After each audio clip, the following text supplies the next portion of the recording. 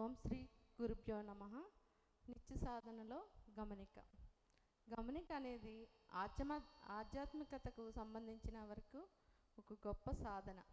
సృష్టి ప్రారంభానికి కారణమైన చైతన్యంతో పాటు గమనిక కూడా మొదలైంది. అది సృష్టిలో తన్నును తాను గమనించుకుంటూ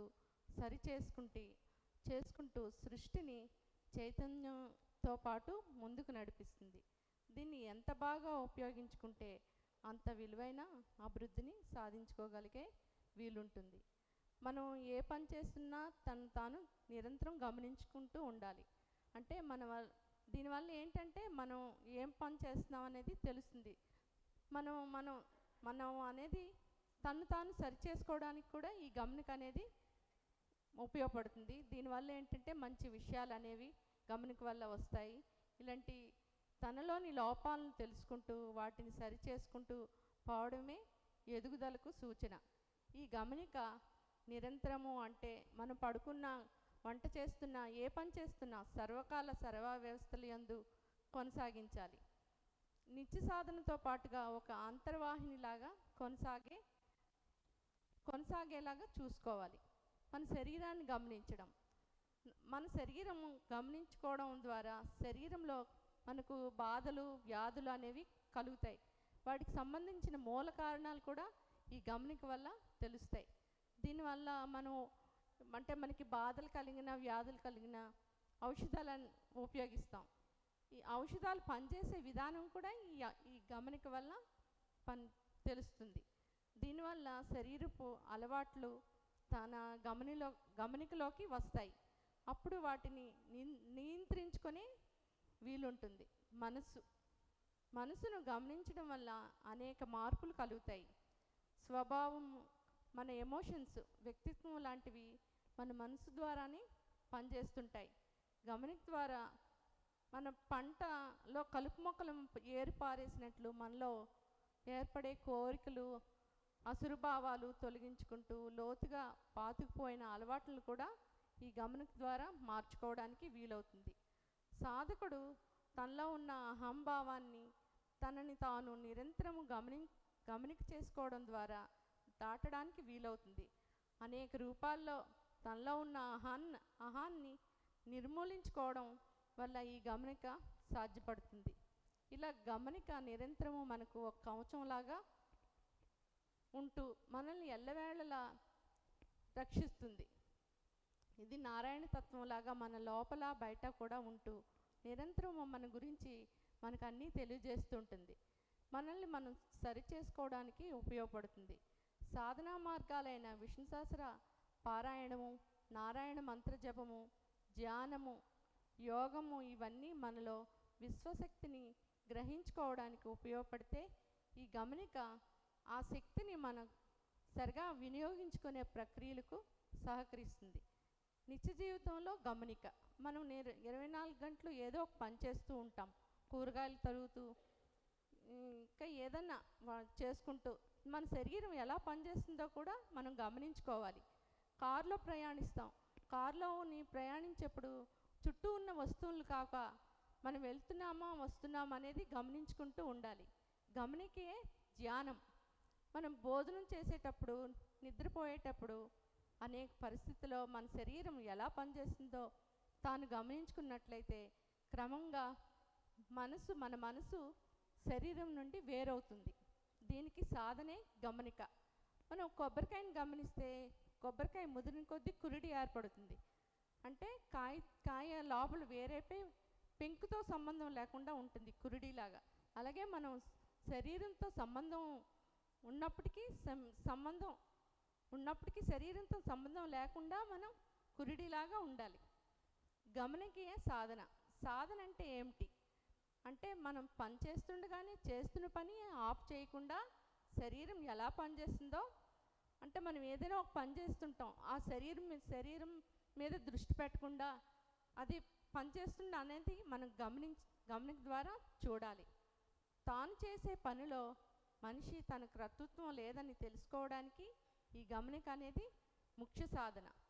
తాను చేస్తున్న పని ఆఫ్ చేయకుండా చేస్తున్న దాన్ని చూడాలి. అలాగే మనం ఉచ్ఛ్వాస నిశ్వాసాలు ఎలా జరుగుతున్నాయి దాన్ని గమనించాలి. ఇలా రోజు మన గురుగారు చెప్పినట్టు ఒక టైమింగ్స్ అనేవి మనం పాటించుకుంటూ ఉండాలి. ఇలా సాధన చేసినట్లయితే మన మనసు అంతర్ముఖమైపోతుంది. సాధన నిష్ఠగా చేయాలి. ఈ నిష్ఠ కలగడానికి గురువును లేదా ఇష్ట దైవాన్ని మనం గుర్తుగా పెట్టుకోవాలి. ఒక అగరబత్తి వెలిగించుకుని అక్కడ గురు ప్రార్థన చేసుకుని తన శ్వాస ఎట్లా నడుస్తుందో గమనించాలి. మన ఆలోచనలు ఎట్లా వెళ్తున్నాయి అన్న దృష్టితో గమనించడం అనేది సాధనలో రెండో మెట్టు. ఈ విధంగా ఎవరైనా మొదలుపెట్టినట్లయితే వారికి మనం ఇలా సాధన మొదలుపెట్టిన తర్వాత వారికి జరిగే అనుభవాలు అనేవి ఒక డైరీలో రాసుకొని రాయాలి. అంటే మనకి అలా మార్పులు అనేవి వస్తూ ఉంటాయి ఈ సాధన మొదలుపెట్టిన తర్వాత. అంటే ఇలా దీనికి రాయడం వల్ల ఏంటంటే మనం తాను తెలుసుకోవడానికి వీలవుతుంది. దీనివల్ల క్రమంగా మనసును శ్వాసను గమనిక చేయడం అనేది మొదలుపెట్టాలి.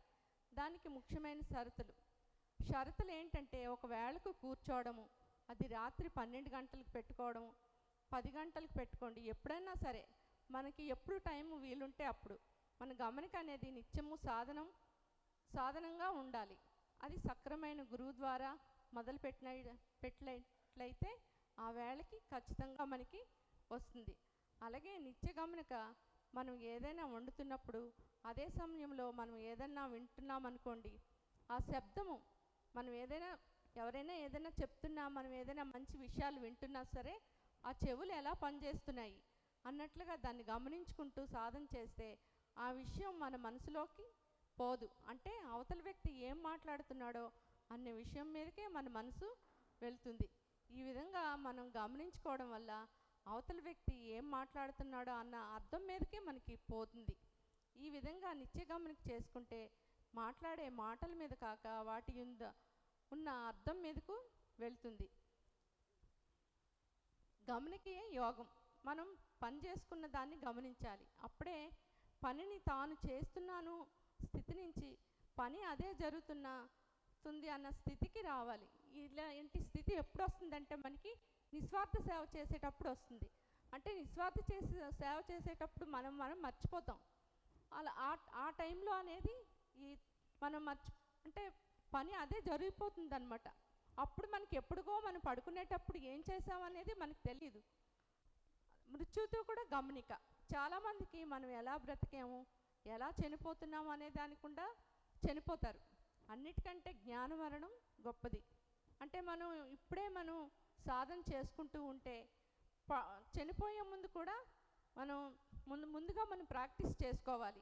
రోజు ఒక 10 నిమిషాలు 15 నిమిషాలు ప్రాక్టీస్ చేసుకుంటే ఈరోజు మనకి ఏదైనా జబ్బు చేసి మనం చనిపోయినప్పుడు ఈరోజు చనిపోతాము అని తెలిసి కూడా అంటే దేని మీద వ్యామోహం కోరికలు లేకుండా సాధన చేసుకుంటూ ఉంటే మనకి మోక్షం అనేది కొంచెం కలుగుతుంది. మనం వంటింట్లో పని చేస్తున్నప్పుడు, బజార్లో ఉన్నప్పుడు, సైకిల్ మీద వెళ్తున్నప్పుడు జరుగుతూనే ఉంటుంది. అది ఆఫ్ చేయకుండా ఎలా జరుగుతుందన్నది గమనించడం చేయాలి. దీన్ని యోగంలో అంతర్ముఖత్వం అంటారు. అంటే తాను గమనించడం అన్నమాట. అప్పుడు గమనిక మరణించిన తానును విడగొట్టి చూపుతుంది. అంటే గమనిక అనేది కొబ్బరికి పెంకికి మధ్యన కత్తిపీట వలె పనిచేస్తుంది అనమాట. తన నుండి తాను అనే దాన్ని విడగొడుతుంది అనమాట. గమనిక లేని సాధన పిండిమర. ప్రతి పని తాను చేస్తున్నానని భావం లేకుండా, అంటే చేస్తున్న పని మీద తన కర్తృత్వం లేకుండా ఉంటే పని అదే జరిగిపోతుంది.